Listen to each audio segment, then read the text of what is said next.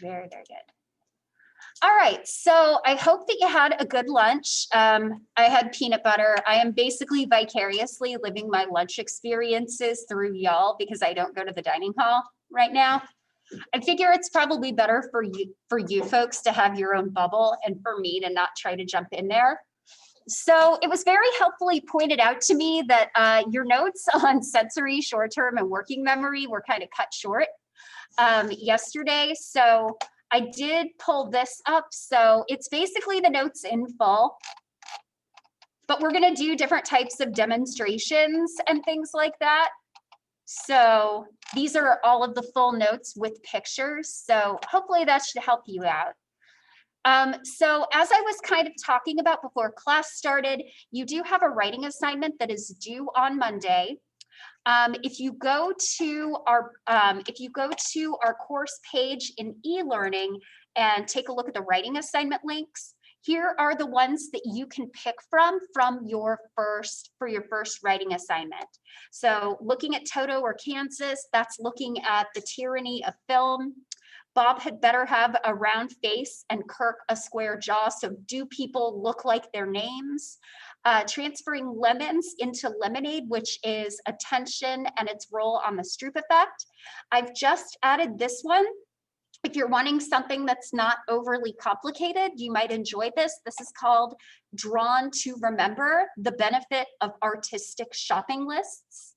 And then What Working Memory, a digital event celebrating the 9 lives of working memory. So you have to pick one of those. And there are questions in your course syllabus that you need to be able to answer to get a full 40 points on the assignment. So here are kind of the questions. To earn full points, the paper should be 2 to 3 pages. You'll need to answer the following questions. So summarize the major conclusions of the research. Did the blog post clarify some of the difficulties you might have had in understanding the research? Did you read the blog post first, or did you read the article first? Did this help you, or did this hurt you? Draw some connections between what you've learned in the blog post and the article and what you've learned from lecture in your textbook. Try to keep it about a paragraph. Any ideas for future research? Interesting points in the article that weren't in the blog post, and would you have added anything else to the blog post? If so, what and why? So you're not just trying to make sure you understand what you've read, you are also trying to make sure that you're evaluating the blog post as something that can help explain cognitive psychology to a more general audience, because that article is going to be technical. The blog post should be less technical. So whether you choose to read the blog post first or not is up to you. Now, because I am Dr. Gilchrist and occasionally I can't help but toot my own horn, I did want to show you one other thing, and I've got to type my name in again because I closed out of it already. Whoops.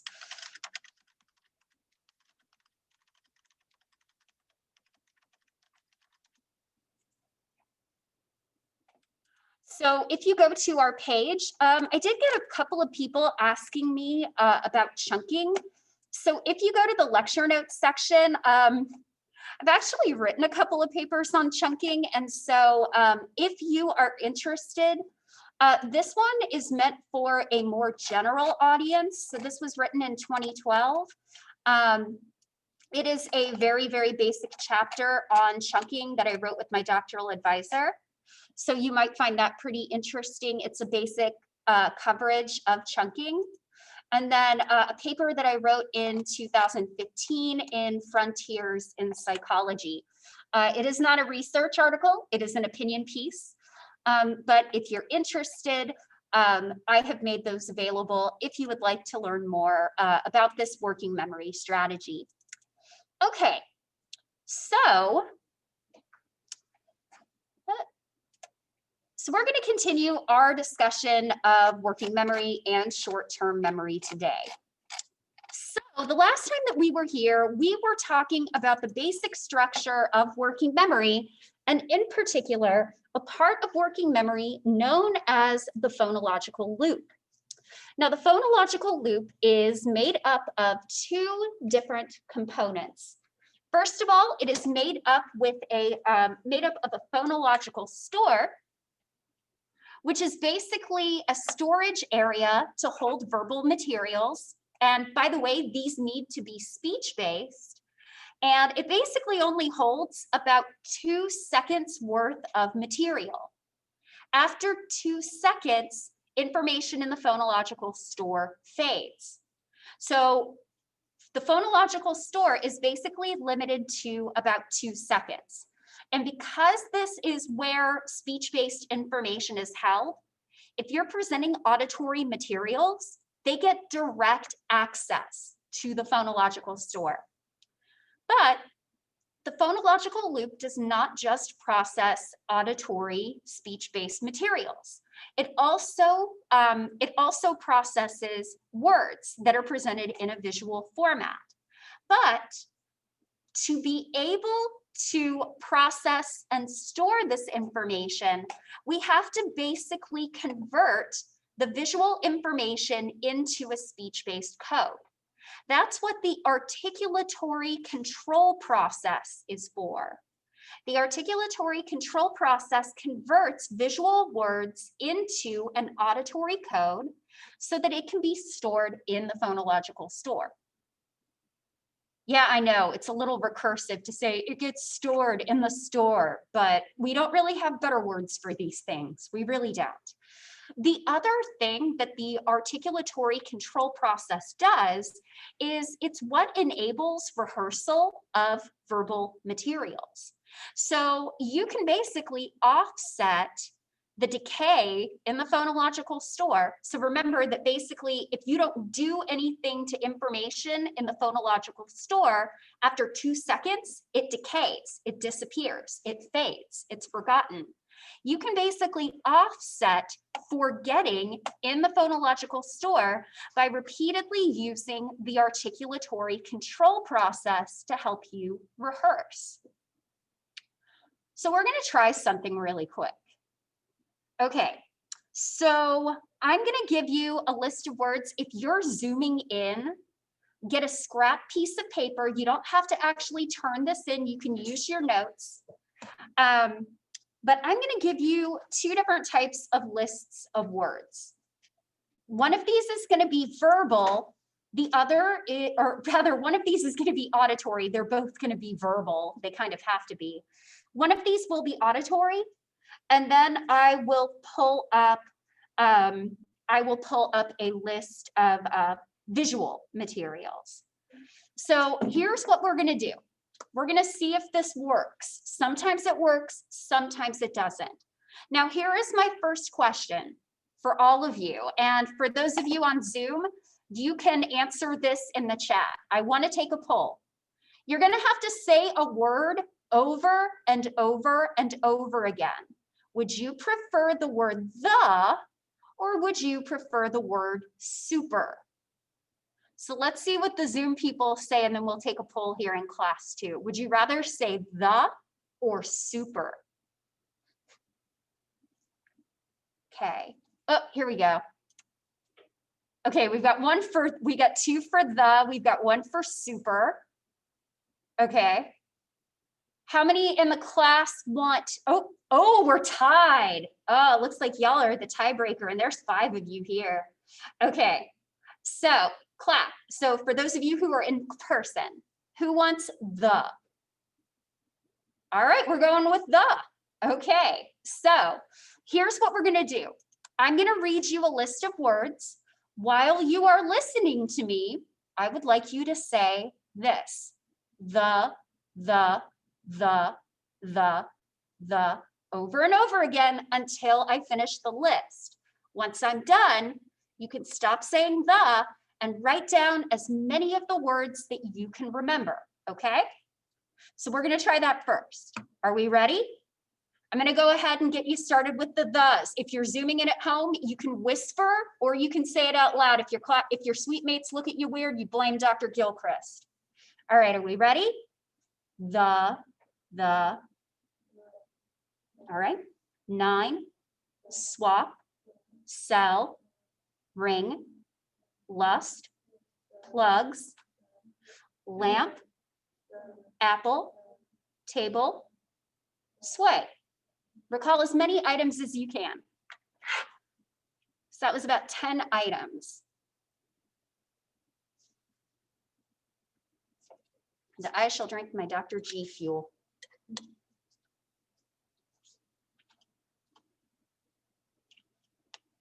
My Gen Psych students say I'm getting gamer fuel. I'm like, yes, because I need gamer fuel when I'm planting pumpkins in Animal Crossing. Yes. No, planting pumpkins takes like 5 seconds. I don't need gamer fuel for that.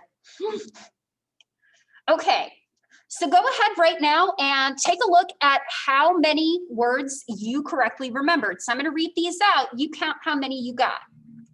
9, swap, sell, ring, lust, plugs, lamp, apple, table, sway. So how are we feeling about that? Was that hard? Okay, so how many items did you recall? Raise your hand if you got like 2 or 3. Okay, 4 or 5. Anybody get more than 5? 6, 7. Ooh, what we get over here? 5. Okay. So we're falling well within George Miller's magical number, so that's good. So here's the thing. This doesn't create a conflict. I know that was hard, but it doesn't actually create that much of a conflict. Here's why. So I'm presenting those words to you. They are gaining access to the phonological store directly. You don't have to translate them into a speech-based code. So when you're saying the over and over again, that doesn't block your ability to have stuff in the phonological store. So you were able to remember quite a bit. Now I'm about to make it tougher. So what happens if you do that same the when I give you visual materials? So really quick, I am gonna pull up, what am I looking for? Let me see if I have it here. I do not, so I am gonna have to pull it up. So this is the experiment that we showed the Gen Psych class the other day, but it's visual materials. So hopefully we'll see if this works for you.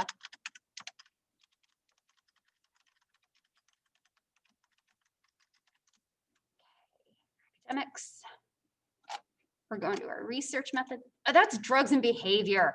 I do it every time. I try to go to research methods and I click on drugs and behavior stuff instead. All right, so we're only going to do one list. This list has about 15 words, but they're all going to be visually presented.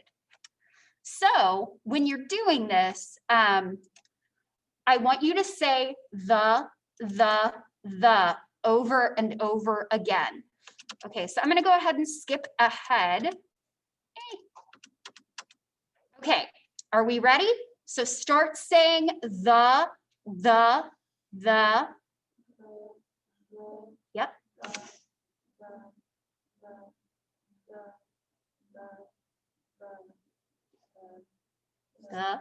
The.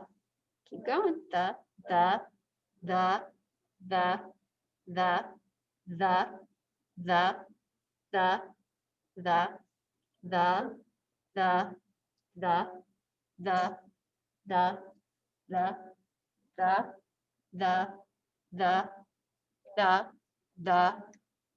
Now, okay, recall all of the items that you can.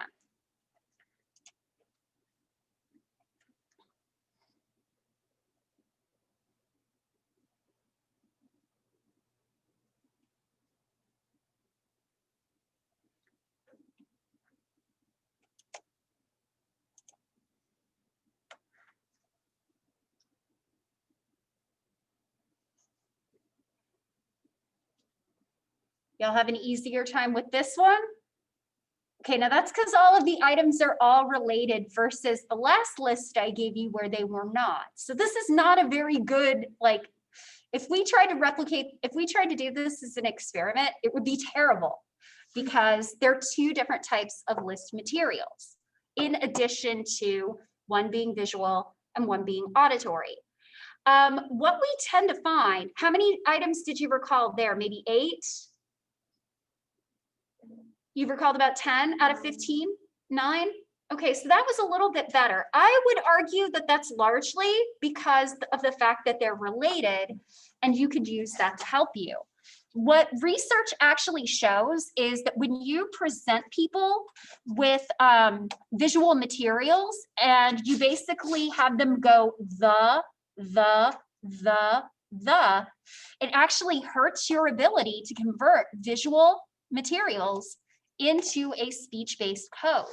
So when you are repeating a word over and over and over again, you actually hurt your ability to basically translate visual materials into a speech-based code that the phonological loop can use.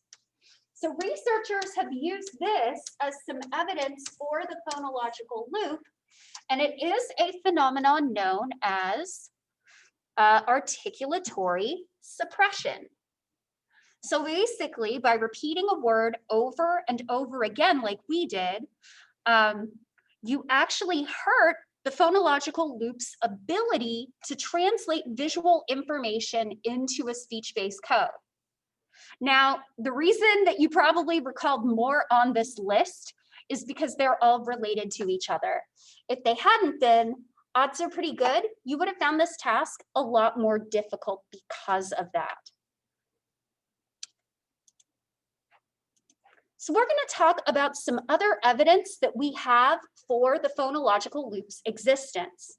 And again, articulatory suppression is basically using the phonological loop by repeating a word over and over again. You are basically blocking the articulatory control process. So when you rehearse something, when you repeat something to yourself, you are using the articulatory control process. So that means that you can't use it to translate visual into speech because you're already using that process for repeating words over and over again. So what are some other pieces of evidence that we have for the phonological loop? Well, one of the first things that Badley actually kind of noted is that we can translate visual into verbal materials, that the phonological loop is for speech-based code. It turns out when you give people a list of letters to remember, like C, D, G, B, E, P, they all look different, but people make a lot of mistakes trying to remember those lists, even when the letters that are visually presented look different. That's because we're not focusing on what the letters look like, we're focusing on what the letters sound like.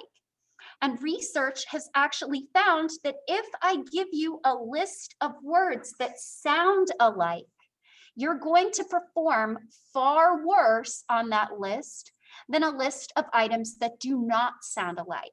This is what is known as the phonological similarity effect. So if I give you a list of words like fee, he, ni, li, me, she, we can add some more, tree, ski, three, be, you will end up making more mistakes and confusions on that list than if I give you a list of words that do not sound alike, or rather phonologically dissimilar lists. So words like bay, ho, it, odd, shy, and up. They don't sound alike, and because they don't sound alike, they are much more distinctive. And this comes from research not only by Badley, but also Larson and colleagues back in 2000. So this kind of shows that when we're trying to rehearse and remember things for later, we are using a speech-based rehearsal process. We don't focus on what the words look like, we focus on what the words sound like. That's more important to us because, well, speech is primarily one of the big ways that we communicate with each other and we learn from each other.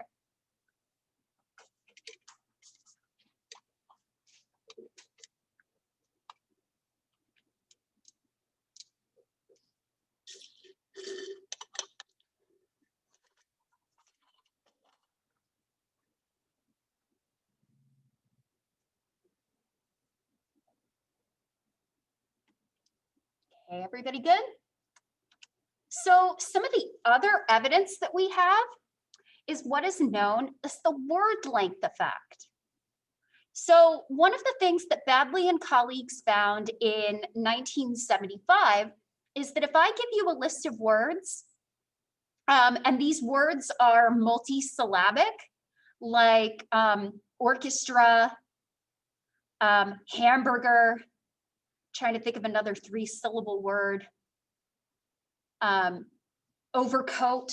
So if you have those kind of 3-syllable words compared to words like bay, ho, ski, up, etc. So comparing 3-syllable words to 1-syllable words, one of the things that we find is that the number of items that you can remember from that list of longer words, words that take a longer time to say, your memory span performance is lower for words that take a longer time to say, versus words that take less time to say. So this is based off of work by Badley and colleagues. And here you're actually looking at short words and long words across a variety of materials. So here we are comparing auditory versus visual presentation. We're also looking at articulatory suppression versus no suppression.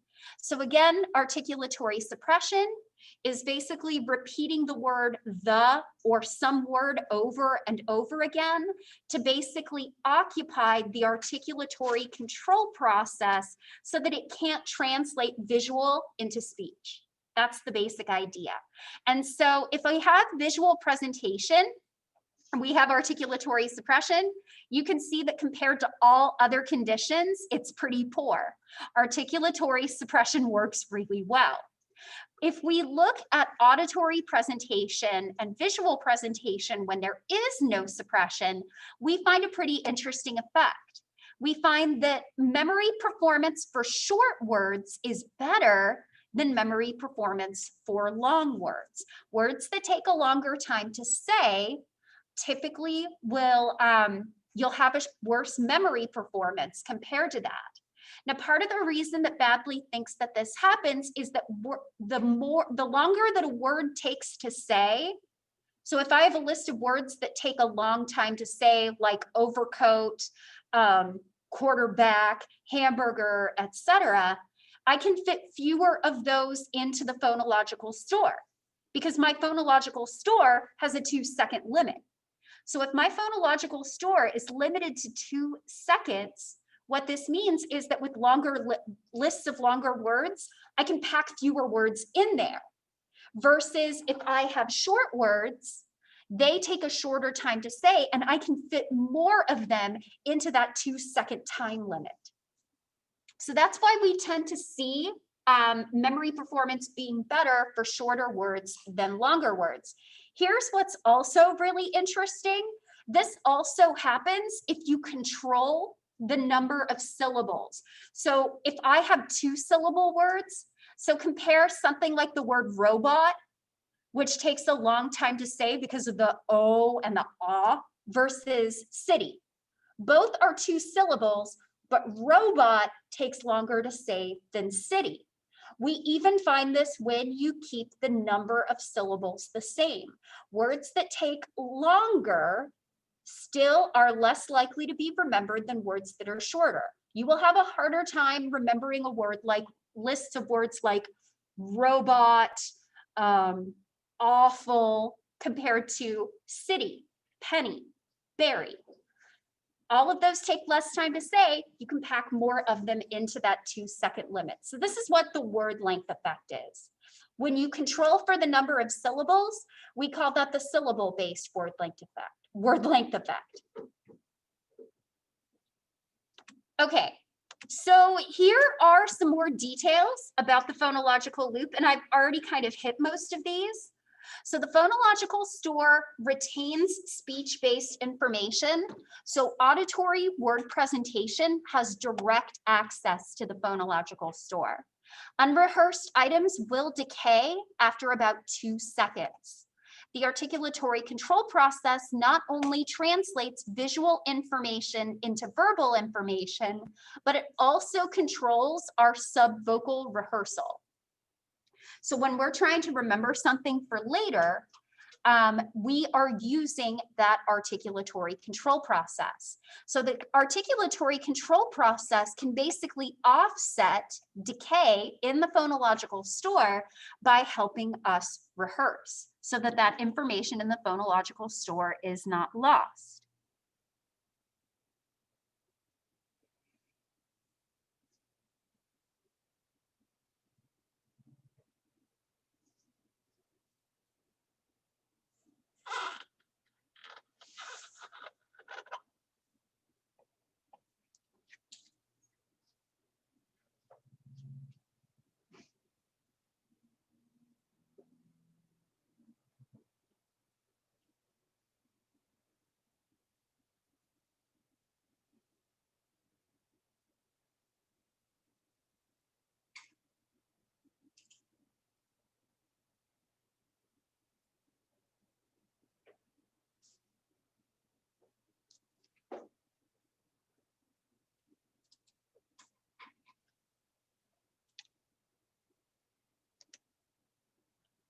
All right.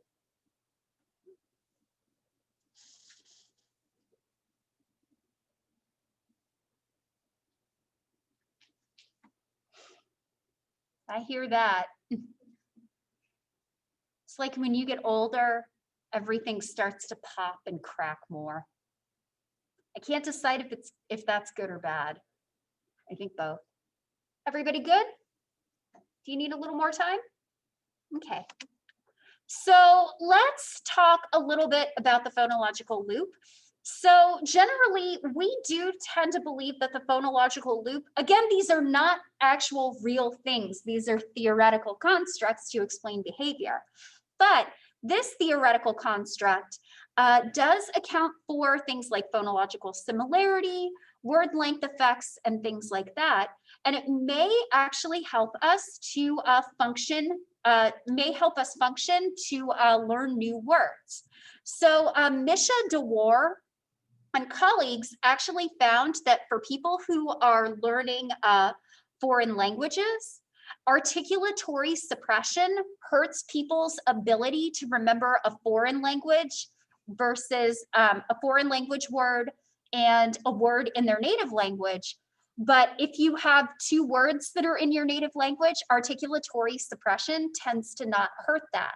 So it seems like the phonological loop may be critical for helping us learn words and language. And the size of your phonological store does seem to predict your vocabulary size as well. Here's kind of another interesting finding that I learned about when I was first teaching a human memory course in graduate school.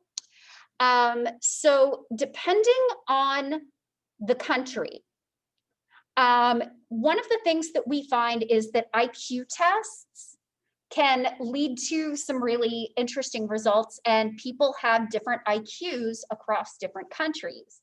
So one of the things that you may not know is that for people in Wales, their IQ scores tend to be a little bit lower. Turns out there's a really interesting reason why. So one of the things that we tend to give people on IQ tests are digit span tasks, like the kind I showed you, where I give you a list of digits. You have to repeat them back as soon as you can in the order that you heard them. Now, here's the thing about most of our digits. They're really quick. 1, 2, 3, 4, 5, 6. We've got 7. 7's kind of the wild card, but our digits in English take a very quick time for us to say. That is not the case for digits in Welsh.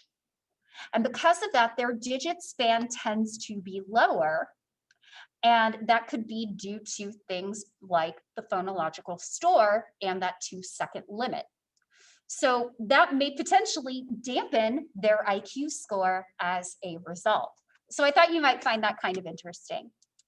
So now we're going to talk about the other component of working memory, the visuospatial sketchpad. And I'll tell you the truth, I tend to live in the world of the phonological loop. I tend to work with verbal materials. So the visuospatial sketchpad, we know a little bit less about, but thanks to researchers like Bob Logie, we are learning more all the time. So the visuospatial sketchpad is important for the storage and the manipulation of visual patterns. There should be a comma there. Visual patterns and spatial movement. Let's go ahead and Dr. Gilchrist is going to add a comma. There. Doesn't that look nice? We'll have to get rid of it later because there will be a random comma on the screen later on. But this is important for the storage and manipulation of visual patterns and spatial movement. So we're not talking about words, we're not talking about letters, and we're not talking about digits. Those are all speech-based, and those go to the phonological loop. We are talking about things that are very, very difficult to verbally rehearse. And based on Logie's research, just as the phonological loop has a storage system and a rehearsal process, so it has the phonological store as the storage system, and it has the articulatory control process as its rehearsal mechanism, it turns out that the visuospatial sketchpad operates very similarly. It has a storage system and a rehearsal process. Here, our storage system is called the visual cache or cache. And then its processing or rehearsal component is called the inner scribe. I actually like that better than articulatory control process. The inner scribe.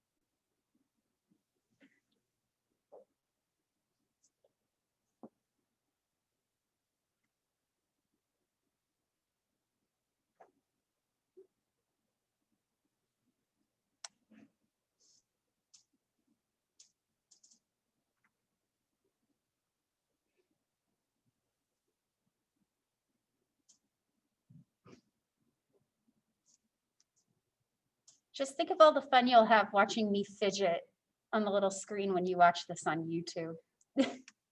Okay, so let me go ahead and erase this annotation. So we're going to clear it so it doesn't follow us. Now we're going to talk about the central executive. So here's what's kind of weird about the central executive. The central executive for the longest time was basically, and this is actually the term that Alan Badley uses, for the longest time, it was basically just his words, a rag bag of like, if it didn't fit in the phonological loop and it didn't fit in the visuospatial sketchpad, we'd go, oh, it's the central executive. That's what it must be. But the central executive is really important for a lot of functions related to planning, organization, monitoring, updating, substitution, things like that. And it's very heavily involved in almost all of our cognitive activities. Now, here's what's really important. Unlike the visuospatial sketchpad, the phonological loop, and the episodic buffer, this area does not store a thing. That is not its job. It is not a storage system. Now, if we had to basically pinpoint a brain area where the central executive would potentially be situated, the brain area that basically creates all of these processes, we'd have to say the prefrontal cortex. Modegui in 2006 basically applied transcranial magnetic stimulation, or TMS, to portions of the the prefrontal. I called it the free frontal. You gotta love spoonerisms. So we apply a magnetic pulse to the prefrontal cortex to inhibit it.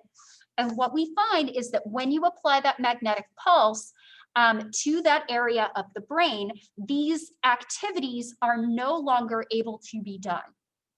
So if there is a brain area that is responsible for the central executive and its functions, it is the prefrontal cortex.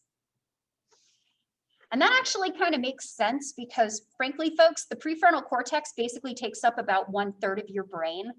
So it's probably involved in working memory to some extent, just by sheer size.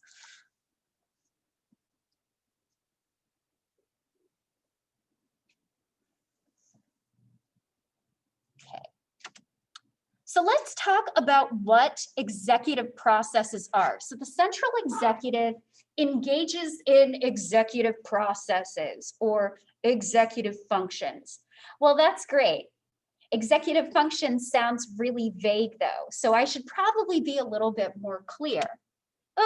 So one of the first things that people will ask is, how many executive processes do we do? How many do we have?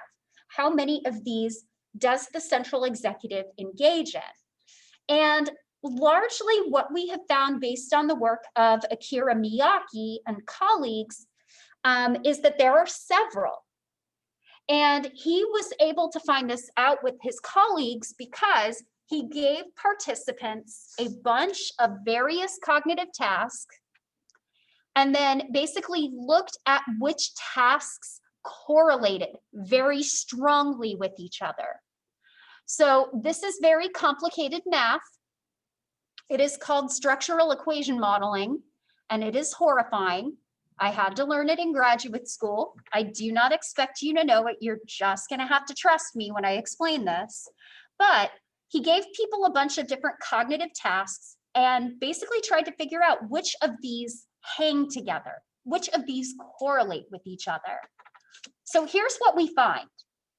So this is based off of the work of Miyake. All of these are correlation coefficients between different tasks. And then here is some error variance. You don't need to know what any of this is. So we do a bunch of different types of tasks. So things like letter memory, anti-saccade. So basically you are told not to move your eyes to a certain place. The Stroop effect, keeping track and updating, local versus global, number versus letter. And what we basically find is that there are 3 major executive functions. They're shifting, so shifting our attention from one task or one process to another. There's updating, so there's keeping track of running totals and updating them when we need to. And then inhibition, basically not responding in an automatic way. So working to actually override our automatic responses. So there are 3 major executive functions: shifting, updating, and inhibition. So again, inhibition is overriding responses and avoiding distraction. Shifting is basically switching between tasks or mental sets. And updating is either monitoring or adding or removing working memory contents.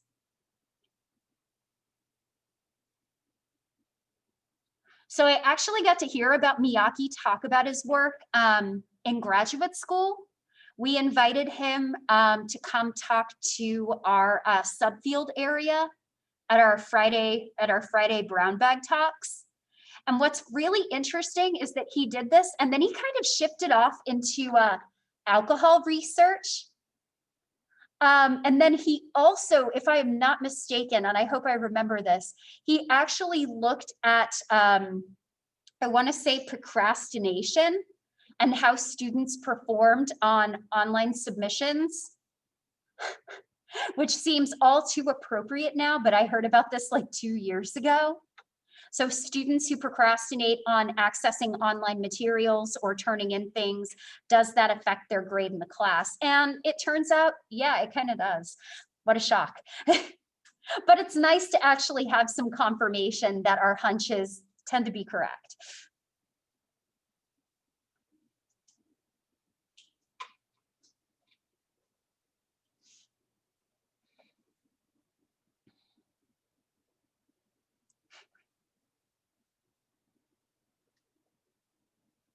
So while you're writing this down, I'm going to share you something that I wrote on Facebook 10 years ago because I think it kind of indicates the person I am.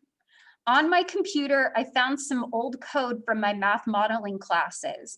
I seriously have a comment that says, let's simulate some data with multiple exclamation points. I was apparently a perky programmer. Yeah, that sounds about right. I was not a very good programmer, but I was a perky one.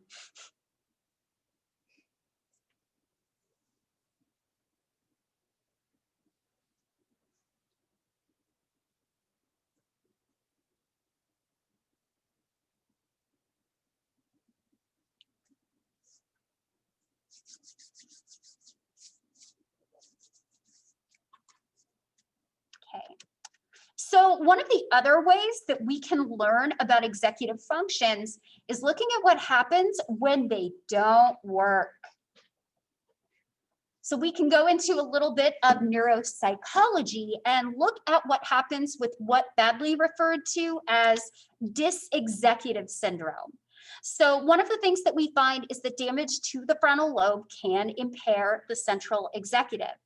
And Stuss and Alexander back in 2000 actually noted that there are many types of cognitive impairments that can happen with dysexecutive syndrome. These people have difficulty staying on task and setting goals. These people have difficulty monitoring or keeping track of things. And they also have difficulty sustaining their attention. Now, while you're writing this down, I got a really good question this morning from, ow, I hit my knee, I'm okay. I got a really good question from somebody in this morning about some of our content, and they basically asked, what if somebody has something like ADHD? So I've been talking a lot about how attention is critical for short-term memory, and it's also really critical for getting short-term memory into long-term memory. And one of the things that we know is that if you have attentional difficulties, this is going to inevitably end up affecting your memory. So we know, for example, that adults with ADHD do show long-term memory impairment, especially for verbal materials. So it seems like it's an encoding issue, and it might also be a phonological loop issue because you don't see the memory deficits for visual materials. Additionally, if you struggle with mental health issues like depression, we know that depression can hurt your ability to focus your attention. Anxiety may do that as well. And it might explain why, when you're sometimes in the depths of depression or anxiety, your memory takes a little bit of a hit. I remember I had a really stressful year one year that I was very anxious during. I came back from the semester. I had just had a student in biopsych, and over the summer, I saw her again in the fall, and I had forgotten her name. I remembered it later, but I'm like, I'm really glad I didn't say, what's your name again? Because I would have looked really awkward. We also know that for disorders such as schizophrenia that also are marked with critical amounts of frontal atrophy, they do also have difficulty with attention, and this does translate into lower working memory capacity as well as deficits in long-term memory formation. So attention is really critical. Anything that messes with attention is going to mess with your ability to form memories. So don't write this down. This is kind of the quote that I mentioned. I told you we used the word ragbag. So here's a major problem with the central executive. And Badley basically admitted this back in 1996. Our initial specification of the central executive was so vague And it was basically anything that didn't fit into the phonological loop or the visuospatial sketchpad went into the central executive to serve as little more than a rag bag into which can be stuffed all the complex strategy selection, planning, and retrieval checking that clearly goes on when subjects perform even the apparently simple digit span task. So that's still kind of an issue. Anything that is involved in a cognitive task that is not processing speech or processing a pattern can be shunted into the central executive. So finally, our final component, the episodic buffer. So this area was added by Badley in the year 2000, so it's about 20 years old at this point. It holds integrated information about events in a multimodal code. What this means is that this has multiple senses involved. So that includes both speech-based information and visual-based information. So we're trying to basically have a multi-sensory event. Additionally, it has links. It basically serves to link working memory into long-term memory. So if you're trying to bring a past event into your conscious awareness, the episodic buffer is what basically gets information from working memory or from long-term memory into working memory.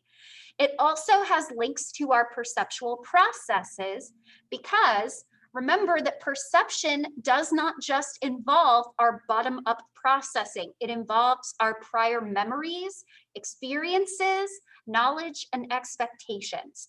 So the episodic buffer basically provides an interface between sensory memory, short-term memory, and long-term memory.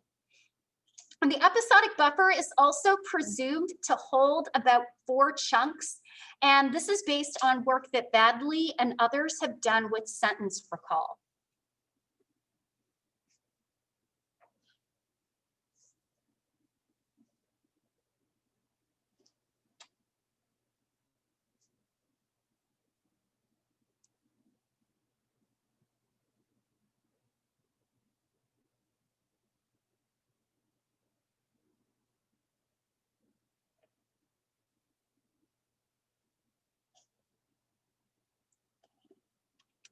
All right, so I'm gonna go ahead and stop here. I will probably film the rest of this because I'd like to start getting into long-term memory very soon so we can really have some fun. I'm gonna make a video about working memory capacity that you can watch over the weekend. I will also send you a link to a working memory capacity task.